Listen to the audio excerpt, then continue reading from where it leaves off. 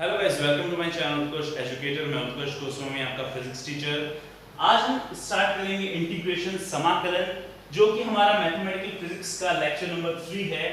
ये हमारा lecture number 3 है मैथमेटिकल फिजिक्स का, जिसमें हम इंटीग्रेशन के बारे में, समाकलन के बारे में डिस्कस करेंगे। पिछले दो लेक्चर्स में हमने अवकलन यानी कि डिफरेंशियल कैलकुलस के बारे में डिस्कस किया था।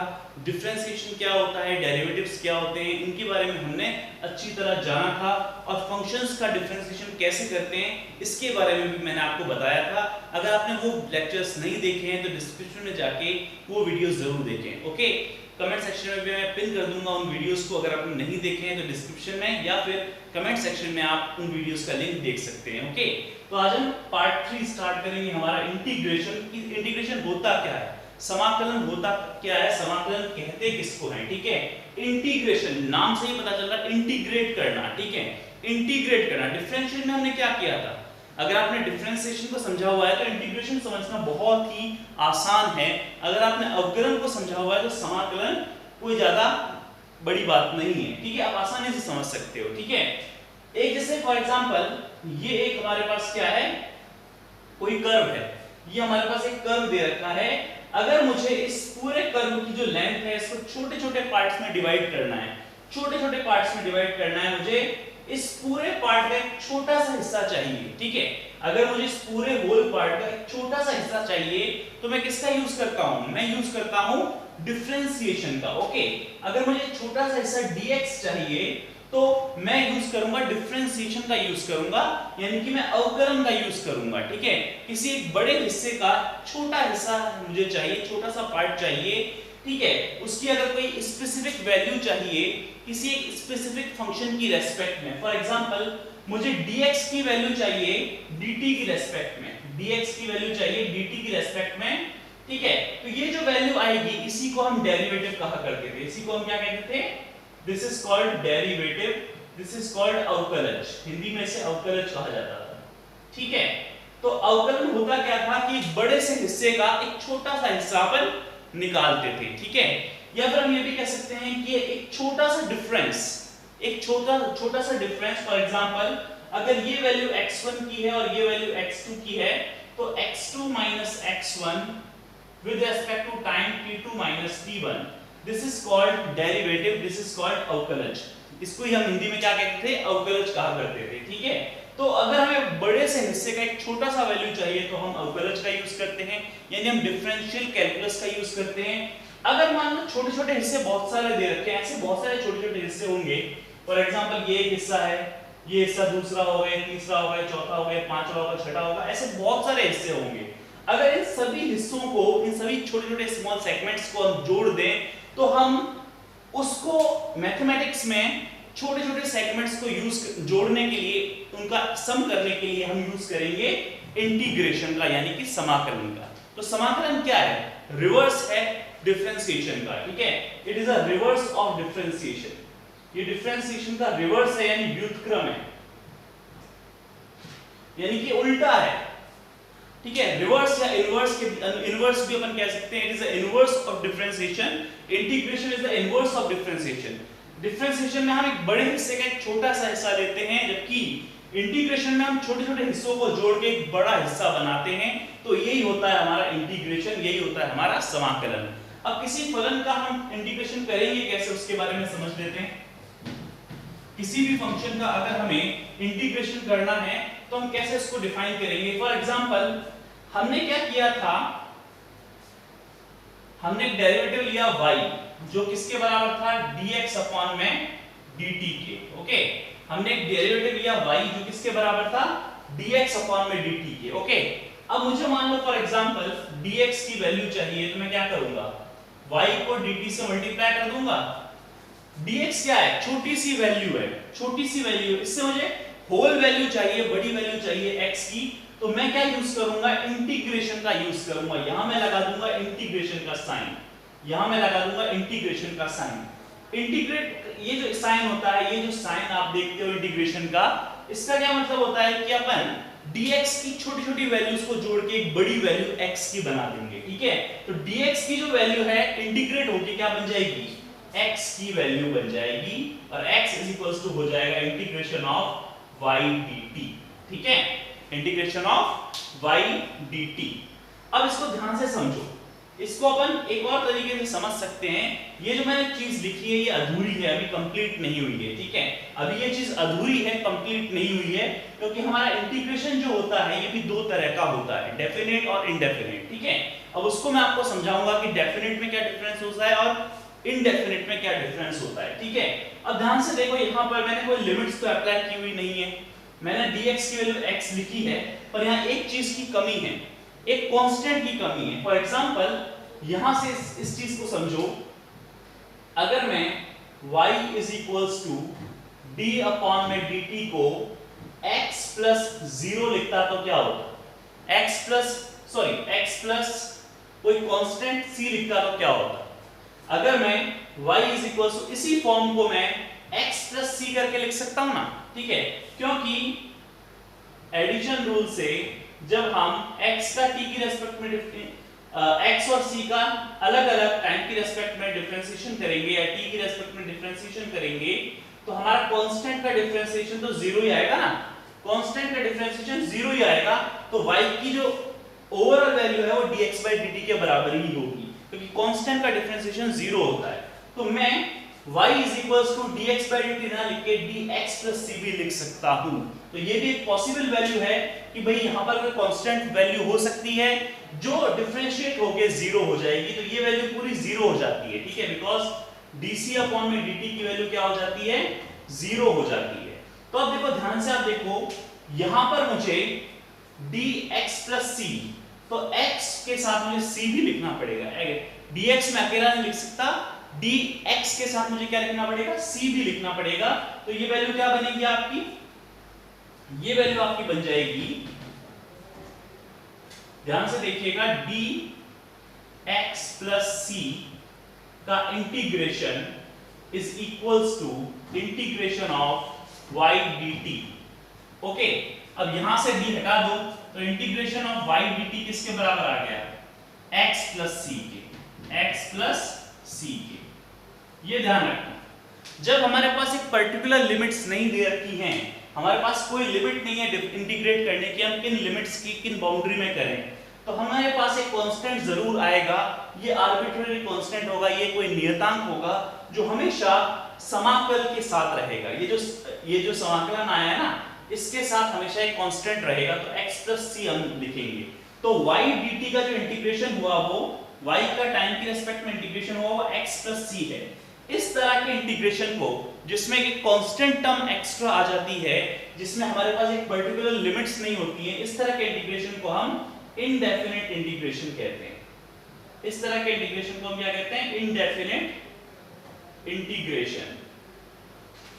हिंदी में इसे कहेंगे अनिश्चित समाकलन, अनिश्चित, ठीक है, अनिश्चित समाकलन। हमारे पास कोई पर्टिकुलर लिमिट्स नहीं है, हमारे पास कोई पर्टिकुलर लिमिट्स नहीं है, हमारे पास कोई पर्टिकुलर बाउंड्री नहीं है, हम टाइम की रेस्पेक्ट में y का इंटीग्रेशन कर रहे हैं, तो हमारे पास x के साथ एक आर्बिट्ररी कांस्टेंट c आता है, ठीक है। अब जितना भी इंटीग्रेशन इंडेफिनिट में होगा, उसमें हमेशा इंटीग्रेट करने के बाद जो वैल्यू आती है उसके साथ एक कांस्टेंट वैल्यू हमेशा साथ में रखनी है, एक आर्बिट्ररी कांस्टेंट हमेशा साथ में रखना है, ठीक है। तो ये था इंटीग्रेशन का बेसिक्स, ठीक है, ये इंटीग्रेशन का क्या था, बेसिक था। अब हम कुछ फंक्शंस देखते हैं, कुछ फंक्शंस के इंटीग्रेशन देखते हैं। जैसे अपने डिफरेंशिएशन देखा था कि x की पावर n का डिफरेंशिएशन क्या होता है, sin x का क्या होता है, cos x का क्या होता है, बहुत सारे फंक्शन, अलजेब्रिक फंक्शंस का देखा था, ट्रिग्नोमेट्रिक फंक्शंस का देखा था, लॉगरिथमिक फंक्शन का देखा था, बहुत सारे एक्सपोनेंशियल फंक्शंस का अपने डिफरेंशिएशन देखा था। तो इंटीग्रेशन भी हम उन्हीं फंक्शंस का देखने वाले हैं। तो चलो इंटीग्रेशन देख लेते हैं।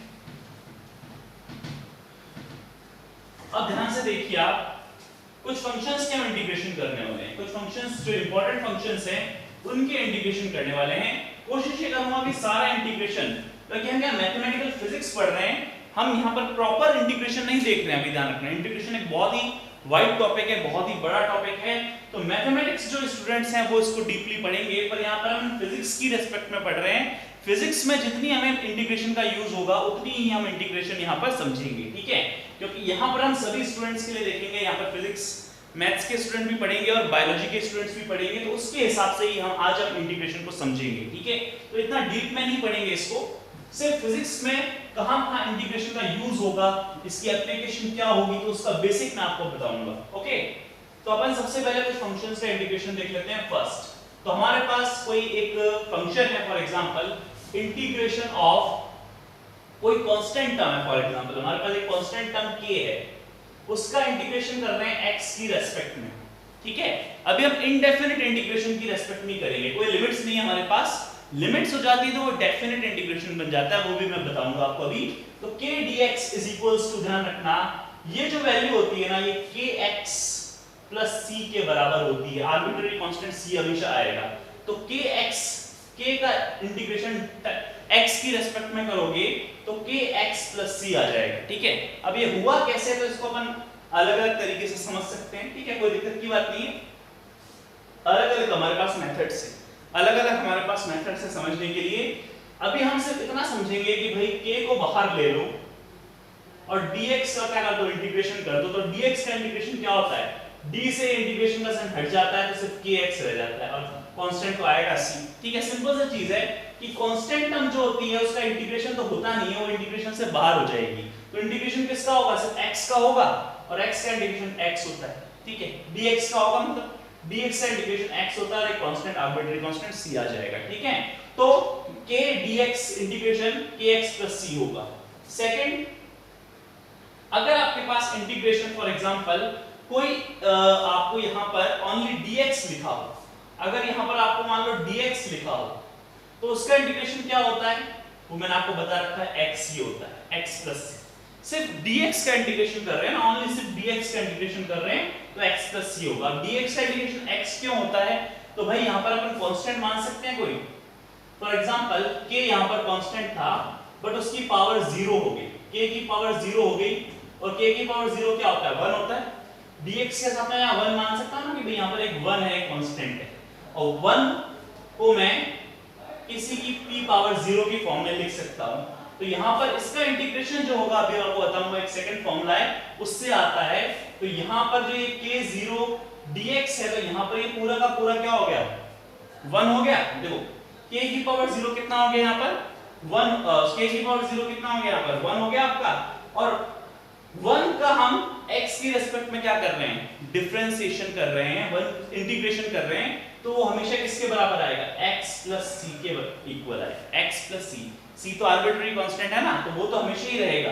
तो x प्लस c ये क्या रहा, सिंपल सा इसका डिफरेंशिएशन रहा। ओके, अगर मैं यहाँ x का फंक्शन ही मान लूं, चलो अगर मैं k ना मान के x का फंक्शन ही मान लूं, तो अब यहाँ पर फॉर्मूला भी मैं अप्लाई कर सकता हूं। तो फॉर्मूला हो जाएगा x 0 + 1 अपॉन में 0 + 1 प्लस c, तो x की पावर 0 + 1 x ही रह जाएगा प्लस c। ये देखो, तो दोनों मेथड से मैंने आपको बता दिया कि dx का इंटीग्रेशन x + c ही होता है। ठीक है, अब अपन जल्दी से और भी फंक्शंस के देख लेते हैं जल्दी से। ठीक है, थर्ड का देखते हैं भाई, थर्ड फंक्शन हमारा बहुत इंपॉर्टेंट है, ये अलजेब्रिक फंक्शन x की पावर n का है।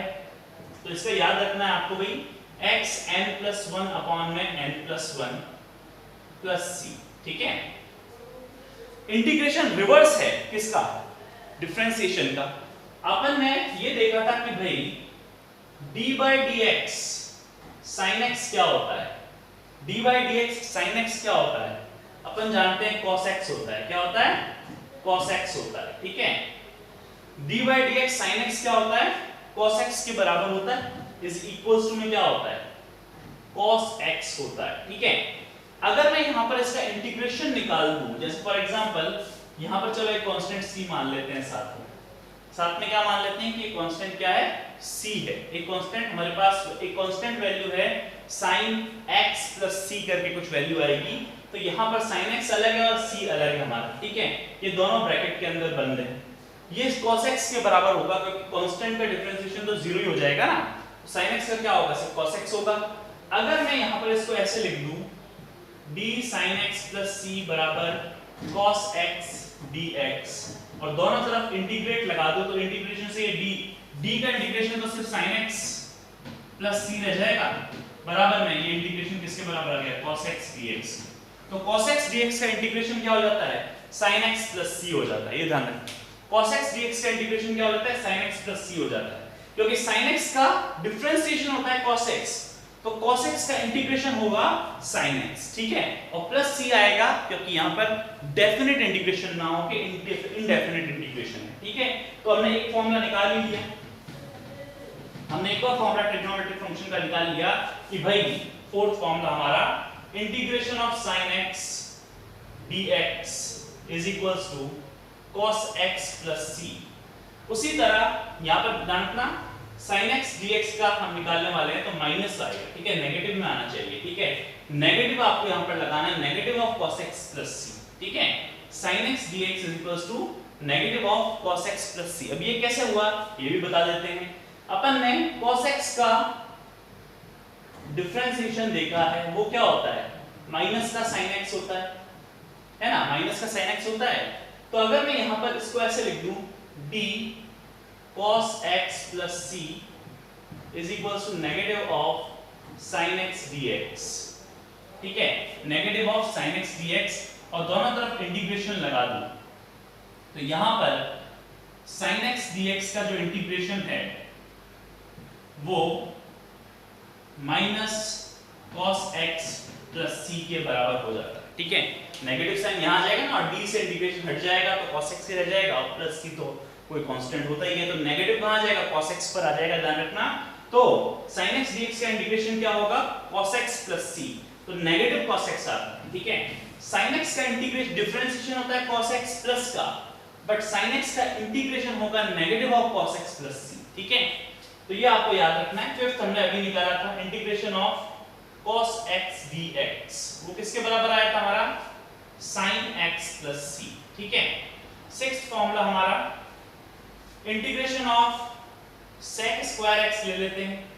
अब याद करो कि sec स्क्वायर x किसका डिफरेंशिएशन है, तो sec square x tan x का डिफरेंशिएशन था, tan x को अपन डिफरेंशिएट करते थे तो sec स्क्वायर x आता था, तो sec स्क्वायर x का इंटीग्रेशन क्या हो जाएगा, उसका उल्टा tan x हो जाएगा प्लस c।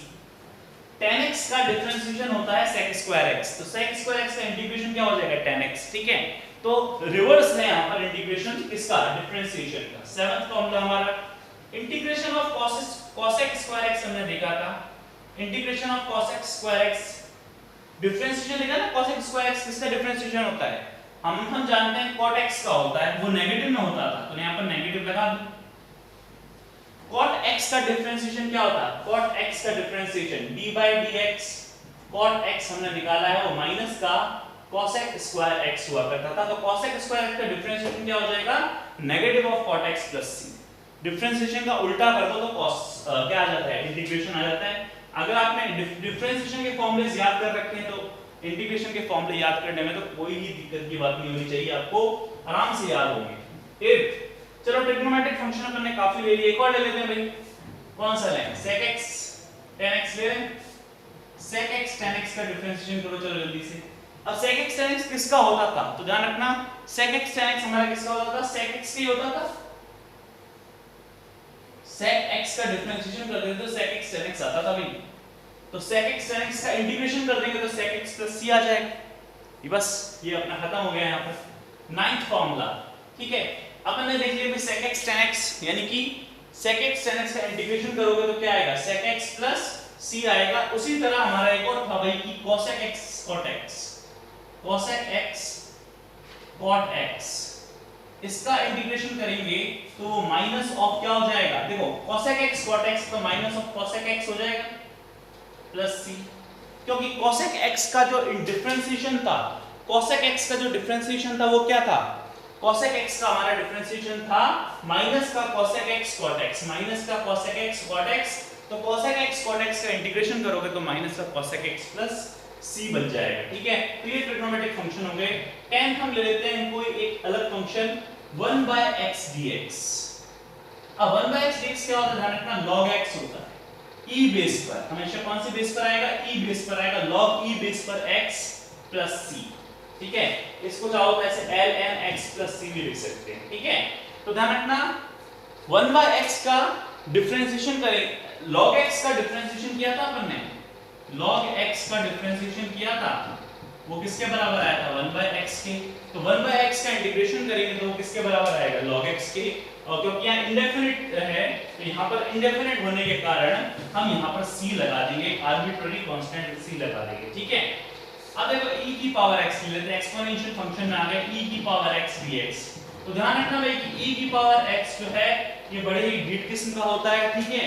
ये डिफरेंशिएशन में भी उतना ही रहता है और इंटीग्रेशन में भी उतना ही रहता है। तो e की पावर x का डिफरेंशिएशन करो या इंटीग्रेशन करो, दोनों ही सेम आते हैं, e की पावर x ही आते हैं, ठीक है। तो e की पावर x का जो इंटीग्रेशन होगा वो भी e की पावर x ही रहेगा, डेफिनेट नहीं होगा, इंडेफिनेट है, इसलिए प्लस c लगाना जरूरी है। एक और हमारा अलजेब्रिक फंक्शन एक्सपोनेंशियल फंक्शन ले लेते हैं, इंटीग्रेशन ऑफ a की power x dx, integration of a की पावर x dx, तो वो होता था हमारा a की पावर x अपॉन में log a प्लस c। क्योंकि a की पावर x हमने यहाँ पर a की पावर x का डिफरेंशिएशन भी देखा हुआ है, a की पावर x log a आया करता था, a की पावर x log a आया करता था। तो a की पावर x का जब डिफरेंशिएशन करोगे तो a की पावर x अपॉन में चला जाएगा log a, वहां पर n2 में आता था d by dx, a की पावर x किया था तो ax log a आया करता था, क्या आता था ax log a, किसके बराबर था ये dax अपॉन में dx के, यानी ax का जो डिफरेंशिएशन हुआ करता था वो ये हुआ करता था। तो इंटीग्रेशन क्या हुआ था, ax का dx का इंटीग्रेशन करोगे तो ax या log a बस नीचे चला जाएगा प्लस c हो जाएगा, ठीक है। तो ये आपके एक्सपोनेंशियल फंक्शन हो गए।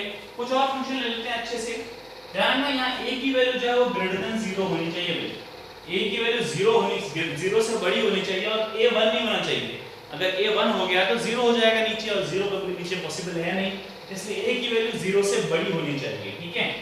ओके 13 हम लेते हैं, इंटीग्रेशन ऑफ 1 अपॉन में 1 minus 1 plus x and under root में 1 माइनस x स्क्वायर dx। ये गलत फंक्शन है, ये याद रखने आपको। 13 है integration of under root 1 upon में अंडर रूट में 1 माइनस x स्क्वायर dx। तो ये इनवर्स फंक्शन होते हैं, sin इनवर्स x के बराबर होता है प्लस c। और 14 है आपका इंटीग्रेशन ऑफ 1 अपॉन में अंडर रूट में 1 प्लस x स्क्वायर dx, तो वो होता है tan inverse x plus c। तो ये इनवर्स फंक्शन है, ये भी आप याद रख लो तो ज़्यादा कोई दिक्कत की बात नहीं है। इतने फॉर्मूले आपको याद रखने हैं, अच्छी तरह से इनको देख लो, स्क्रीनशॉट लेना है स्क्रीनशॉट ले लो, सारे फॉर्मूले जो कि मैथमेटिकल फिजिक्स में आपके यूज होने वाले हैं टूल की तरह, ये हैं आपके, ठीक है। मैथमेटिकल टूल्स हैं आपके, ये डिफरेंशिएशन के सारे फॉर्मूले, इंटीग्रेशन के सारे फॉर्मूले एक साथ अच्छी तरह से लिख लो, समझ के हमने लिखा है, अच्छी तरह से आप इनको समझ लीजिए, ठीक है। तो 20 मिनट के अंदर हमने यहाँ पर बेसिक्स समझ लिए इंटीग्रेशन के, क्या क्या बेसिक्स है यहाँ पर, ठीक है। अब फिजिक्स में कैसे यूज होगा वो मैं आपको बता देता हूँ कि फिजिक्स में इंटीग्रेशन का यूज कैसे होता है। तो इसको मैं रब कर देता हूँ, कुछ हमारे न्यूमेरिकल्स देख लेते हैं, कुछ हमारे वो क्वेश्चंस देख लेते हैं इससे रिलेटेड। अब देखो कैसे यूज करना है फॉर्मूले को, पहले वो देख लो। तो अगर मान लो आपको फंक्शन दे रखा है y is equals to x की पावर 6 और आपको इंटीग्रेशन ऑफ y dx निकालना है, यानी इसका समाकलन करना है, इंटीग्रेशन करना है, तो क्या करोगे, इस पूरे फंक्शन का इंटीग्रेशन करना पड़ेगा। तो इंटीग्रेशन ऑफ x की पावर 6 किसकी रिस्पेक्ट में, dx की रिस्पेक्ट में। तो यहाँ पर आपका फॉर्मूला नंबर 30 है, x एंड dx वाला, x n+1 अपॉन में n+1 प्लस c लगाना जरूरी है। तो यहाँ हो जाएगा देखो x n+1, एक पावर बढ़ा दो, अपॉन में नीचे उतनी ही पावर लिख दो, प्लस c। तो 6 + 1 7 होता है, x की पावर 7 और नीचे भी क्या आ जाएगा 7 प्लस c। ये आपका क्या आ गया y dx आ गया, ठीक है, बहुत इजी। एक और देख लेते हैं, y इज इक्वल्स टू, आपको दे रखा है 3x³ प्लस 2x² माइनस 1, आपको इंटीग्रेशन ऑफ y dx निकालना है। तो भाई पावर का इंटीग्रेशन क्या करते हैं, पावर का इंटीग्रेशन इस फॉर्मूले से करते हैं, x की power n dx x n+1 upon n+1 plus c, ठीक है, इस फॉर्मूले से करना है। तो यहाँ देखो सबसे पहले कांस्टेंट टर्म है, कांस्टेंट टर्म को इंटीग्रेशन से बाहर रखना है, जैसे अपन डिफरेंशिएशन से बाहर रखते थे, कांस्टेंट टर्म को इंटीग्रेशन से बाहर रखना है। 3 को बाहर रख लो, इसका इंटीग्रेशन कर दो बस, तो कितना हो जाएगा x की पावर 4 अपॉन में 4 प्लस 2 को बाहर रख लो, स्क्वायर का कर दो 3 अपॉन में 3 माइनस 1 का क्या होगा 0 होगा, नहीं 1 का डिफरेंशिएशन 0 होता है, इंटीग्रेशन क्या होता है आपको मैंने बताया था, constant 1 dx is equals to x होता था हमारे पास प्लस c आ जाता था, ठीक है। तो यहाँ पर ध्यान रखना 1 का क्या होगा, किसकी रेस्पेक्ट में कर रहे हैं, x की रेस्पेक्ट में कर रहे हैं, तो 1 का इंटीग्रेशन x ही आएगा, और कांस्टेंट टर्म तो लगानी है आपको, प्लस c आर्बिट्रेरी कांस्टेंट, तो ये वैल्यू आपकी आंसर आ जाएगी। अब चाहो तो आप इसको सॉल्व कर सकते हो, ठीक है। तो ये आपका क्या आ जाएगा, आंसर आ जाएगा, ठीक है। कांस्टेंट को हटाना कैसे ये भी मैं आपको बता दूंगा अच्छी तरह से न्यूमेरिकल कराते समय। और यहाँ पर अभी आपको ये डेफिनेट नहीं होके इनडेफिनेट है, तो इनडेफिनेट के कुछ मैंने एग्जांपल्स आपको करा दिए, और भी आप कर सकते हो, और देख लेते हैं।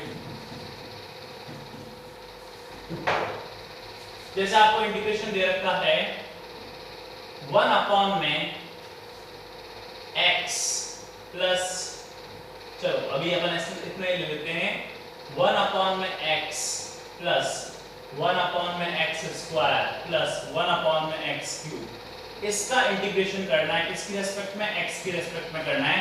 तो कैसे करेंगे, अब ध्यान से देखना भाई, 1/x को तो 1/x ही लिखना है, 1/x को तो 1/x ही रहने दो, बाकी सबको ऊपर भेज दो, तो x की पावर -2 और x की पावर -3 हो जाएगा, क्योंकि 1/x का इंटीग्रेशन हम जानते हैं। अब इंटीग्रेशन सभी पार्ट्स का अलग अलग होगा, पहले इसका होगा, फिर इसका होगा, फिर इसका होगा। तो 1/x का इंटीग्रेशन हमने फॉर्मूला लिखा था, 1/x dx हमारे पास क्या होता है, log x होता है, ठीक है। तो यहाँ पर सबसे पहले 1/x का होगा तो log x होगा, प्लस x की पावर -2 का फॉर्मूला इससे करना है आपको, x की पावर n dx वाले से, तो x की पावर n + 1 अपॉन में n + 1, ठीक है। तो -2 हो गया, +1 अपॉन में -2 + 1, प्लस x की पावर -3 + 1 अपॉन में -3 + 1, और प्लस c तो लगाना ही है, तो अपना आ जाएगा log x प्लस, देखो माइनस में जा रहा है, -2 + 1 -1 हो गया, तो यहाँ माइनस आ जाएगा, x की पावर कितना हो गया, -1 हो गया, प्लस माइनस यहाँ पर भी माइनस आ रहा है, तो ये कितना हो जाएगा आपका, -2 हो जाएगा नीचे, और ऊपर भी -2 है, नीचे भी -2 है, plus c, minus plus, sorry मैंने यहाँ पर माइनस लगा दिया, यहाँ माइनस मैंने लगा दिया पहले से, नीचे 2 हो गया ना माइनस का, तो माइनस यहाँ चला गया, पहले प्लस था ना, फिर माइनस था, माइनस यहाँ चला गया, तो यहाँ माइनस आ जाएगा आपका, बस, ठीक है। फॉर्मूला आ गया आपका log x माइनस x -1 को अपन 1/x लिख सकते हैं, माइनस इसको क्या लिख सकते हैं, 1 अपॉन में 2x स्क्वायर प्लस c, ये आपका इंटीग्रेशन बन गया, ठीक है। तो एक और अच्छा सा एग्जांपल अपन ने देख लिया कि किस तरह से अपन इस फंक्शन का भी इंटीग्रेशन कर सकते हैं, ठीक है। अब लिमिट्स वाले देख लेते हैं, यानी कि डेफिनेट इंटीग्रेशन देख लेते हैं। लिमिट्स वाले यानी कि डेफिनेट इंटीग्रेशन, ठीक है। तो हम डेफिनेट इंटीग्रेशन देखने वाले हैं, निश्चित समाकलन, डेफिनेट इंटीग्रेशन, ठीक है। अभी अपन ने इनडेफिनेट देखा था, अब अपन कौन सा देखने वाले हैं, डेफिनेट इंटीग्रेशन देखने वाले हैं, ठीक है। ओके, तो अपन निश्चित समाकलन देखने वाले हैं। कौन सा समाकलन है भाई, निश्चित है इस बार, निश्चित समाकलन देखने वाले हैं, डेफिनेट इंटीग्रेशन देखने वाले हैं। तो अगर इंटीग्रेशन ऑफ y dx हमारा प्रॉपर लिमिट्स में है, हमारा प्रॉपर बाउंड्री में है, अगर वो a लिमिट से लेकर b लिमिट तक है, कोई हमारा डिफरेंशिएशन है, एक फंक्शन दे रखा है fx, मान लो y एक फंक्शन है, y किसके बराबर है, fx के बराबर है, y किसके बराबर है, fx के बराबर है, y is a function of x, ठीक है।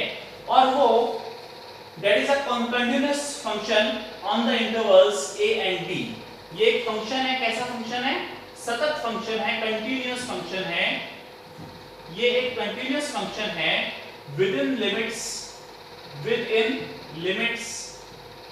a to b, a से लेकर b लिमिट्स में ये एक सतत फंक्शन है, कंटीन्यूअस फंक्शन है।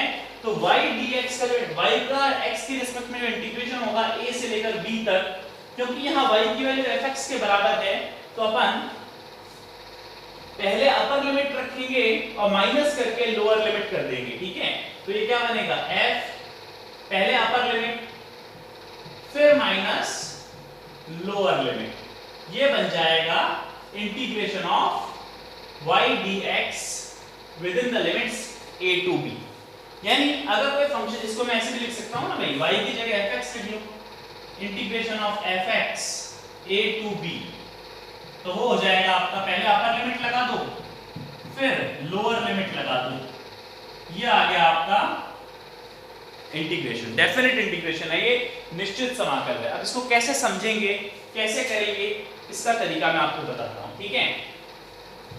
यहाँ पर्टिकुलर लिमिट्स होती है हमारे पास, पर्टिकुलर क्या होती है, लिमिट्स होती हैं बस, और कुछ भी नहीं है। जैसे फॉर एग्जांपल इंटीग्रेशन आपको करना है x क्यूब का करना है, किसकी रेस्पेक्ट में करना है, x की रेस्पेक्ट में करना है, और लिमिट्स दे रखी हैं 0 to 2, 0 से 2 तक की लिमिट्स आपको दे रखी हैं कि भाई 0 से 2 तक का x क्यूब का इंटीग्रेशन करो, तो x क्यूब का इंटीग्रेशन क्या होगा, x की पावर 4 अपॉन में 4, कौन से फॉर्मूले से, x की पावर n+1 अपॉन में n+1 वाले से। अब यहाँ पर c नहीं लगाना है भाई, यहाँ पर कोई भी आर्बिट्ररी कांस्टेंट नहीं आता है, कोई भी आर्बिट्ररी कांस्टेंट यहाँ पर नहीं आता है, आर्बिट्ररी कांस्टेंट आपको नहीं लगाना है यहाँ पर, क्योंकि यहाँ डेफिनेट इंटीग्रेशन है, तो यहाँ पर c का कोई काम नहीं है, ठीक है। c का काम आता है जब अपन डेफिनेट ना करके इनडेफिनेट करते हैं, ठीक है, अनिश्चित करते हैं।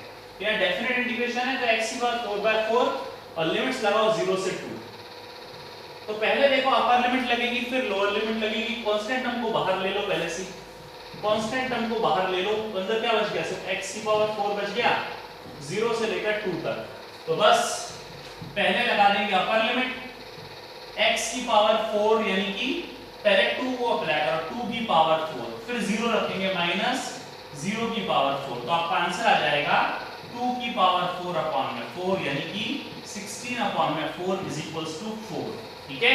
तो हमारा पास जो इंटीग्रेशन x क्यूब dx आ गया, इंटीग्रेशन x क्यूब dx 0 से लेकर 2 तक था, उसकी वैल्यू 4 के बराबर आ गई, ठीक है। ये होता है निश्चित समाकलन, ये होता है डेफिनेट इंटीग्रेशन। एक और एग्जांपल देख लेते हैं, अच्छी तरह समझ लेते हैं इसको। जैसा आपको एक फंक्शन दे रखा है भाई, integration of cos x, integration of क्या दे रखा है भाई, cos x दे रखा है, और आपको लिमिट्स दे रखी है 0 से लेकर π/2 तक, 0 से लेकर π/2 तक लिमिट दे रखी है। π/2 कितना होता है, 90 डिग्री होता है, तो भाई cos x का इंटीग्रेशन करो कितना होता है, cos x का क्या होता है sin x, और लिमिट्स लगा दो 0 से लेकर π/2 तक, तो पहले अपर लिमिट आती है तो sin π/2 पहले लिखोगे माइनस करके sin 0, अब sin π/2 कितना होता है 1, sin 0 कितना होता है 0, तो आंसर क्या आ गया 1, यानी integration of 0 to π/2 cos x, याद रखना dx लगा देना भाई, cos x dx कितना आ गया 1 के बराबर आ गया, ठीक है। तो आपको समझ में आया होगा। तो ये था आपका डेफिनेट इंटीग्रेशन, तो इस तरह से अपन इंटीग्रेशन कर सकते हैं फंक्शंस का। अब जैसे मान लो आपको यहाँ पर फिजिक्स में हम कैसे यूज करते हैं इंटीग्रेशन का, उसके बारे में थोड़ा सा समझ लेते हैं। फिजिक्स में अपन इंटीग्रेशन कैसे यूज करते हैं, एप्लीकेशंस क्या है इंटीग्रेशन, ठीक है, एप्लीकेशंस क्या है इंटीग्रेशन की वो देख लेते हैं। तो भाई यहाँ पर आपको फॉर एग्जांपल आपको कोई फंक्शन दे रखा होगा वेलोसिटी का, आपको कोई फंक्शन दे रखा होगा वेलोसिटी का, आपको वेलोसिटी v दे रखी होगी टाइम की रेस्पेक्ट में t³ -1 मान लो ये देती, ठीक है।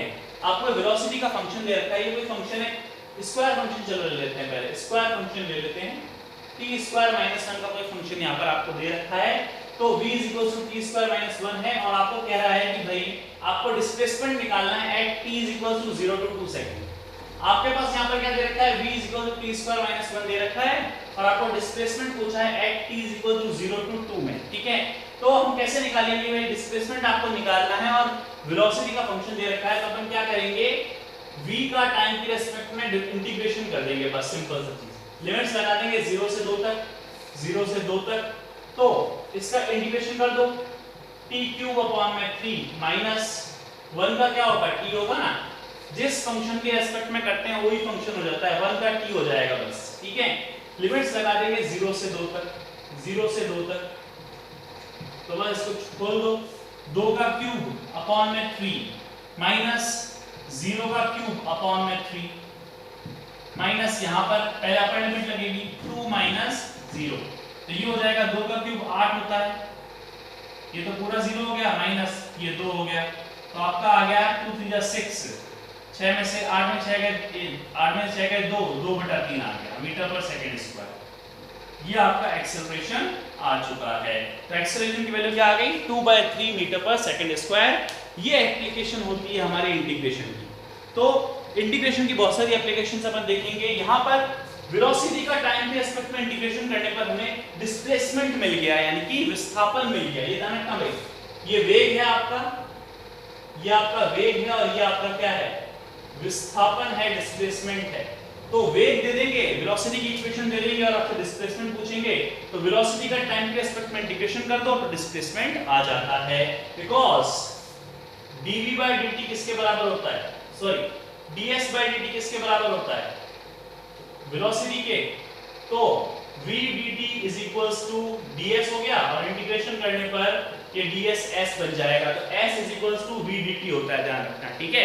ये अपन जब वन डायमेंशन क्वेश्चन करेंगे तब समझेंगे, ठीक है। तो इस तरह के अपन ने ये बेसिक्स देखे थे फिजिक्स के, हमारे इंटीग्रेशन के बेसिक्स देखे और हम न्यूमेरिकल्स करेंगे नेक्स्ट लेक्चर में। इसके बीच में आपको इंपॉर्टेंट क्वेश्चंस करवाऊंगा और कुछ कॉन्सेप्ट्स और बताऊंगा। तो लेक्चर नंबर 4 में हम कुछ और कॉन्सेप्ट समझेंगे और कुछ क्वेश्चंस करेंगे, न्यूमेरिकल करेंगे, ठीक है। सीरीज को लास्ट तक देखने के लिए बहुत बहुत थैंक्स आपका। और अगर आप चैनल पे नए हैं तो चैनल को सब्सक्राइब जरूर करिए क्योंकि इस तरह के और वीडियोस आने वाले हैं, ठीक है। Thanks for watching, have a nice day.